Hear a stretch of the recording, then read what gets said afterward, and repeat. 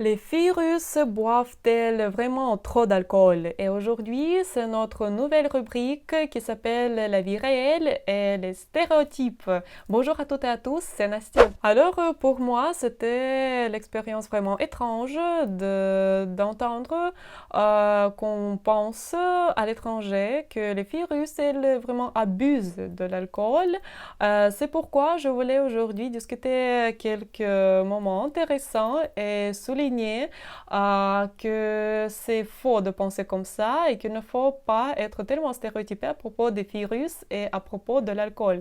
Alors, nous commençons. Et la chose que je voulais discuter avec vous, la première chose, c'est que à la maison, les filles russes, vous ne les verrez jamais en faisant quelques travaux de ménage, en regardant le film, en bavardant au téléphone, en cuisinant par exemple, en se relaxant tout simplement sans boîte ou verre de vin.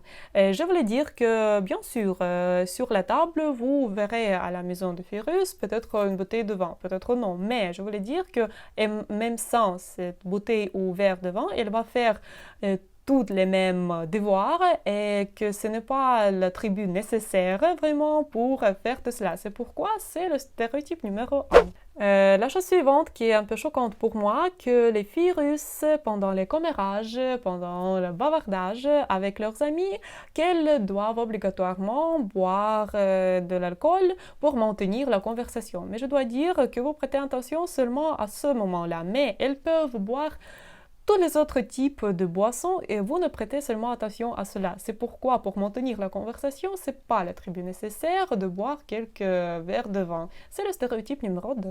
Le troisième moment, c'est que pendant n'importe quel événement, célébration ou fête, n'importe où, en plein air ou dans quelques restaurants, de quelques établissements, les filles russes cherchent dans tout cela l'occasion pour boire quelque chose et pour se relaxer.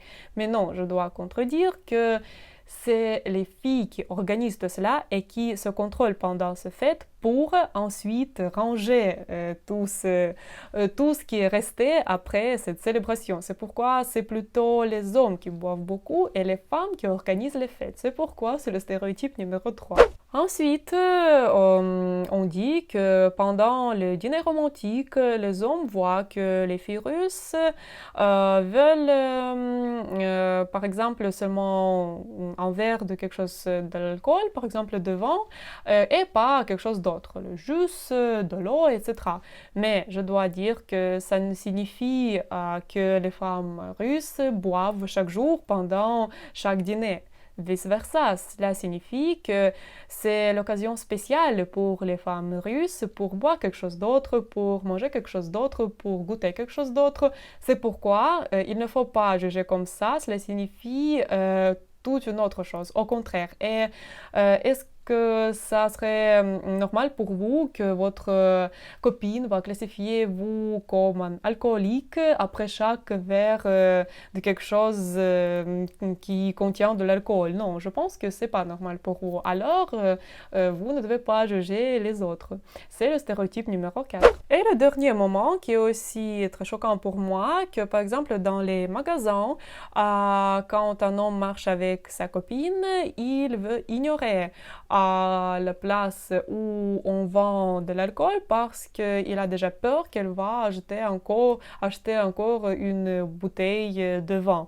Mais ne pensez-vous qu'elle peut-être veut acheter cette bouteille comme un des ingrédients pour préparer quelque chose pour vous, pour manger pour le dîner? Alors, c'est le stéréotype numéro 5 qui est pour moi vraiment le plus bizarre. Alors, par cette vidéo, je voulais juste souligner que vous ne devez pas être tellement influencé par ces stéréotypes, par seulement quelques situations que peut-être vous avez vues dans votre vie ou vous avez entendu même dans votre vie. Alors je dois dire que si l'on compare les femmes russes avec les autres nations, elles boivent le moins et elles se contrôlent très bien. C'est pourquoi vous ne verrez presque jamais une fille russe qui est vraiment ivre.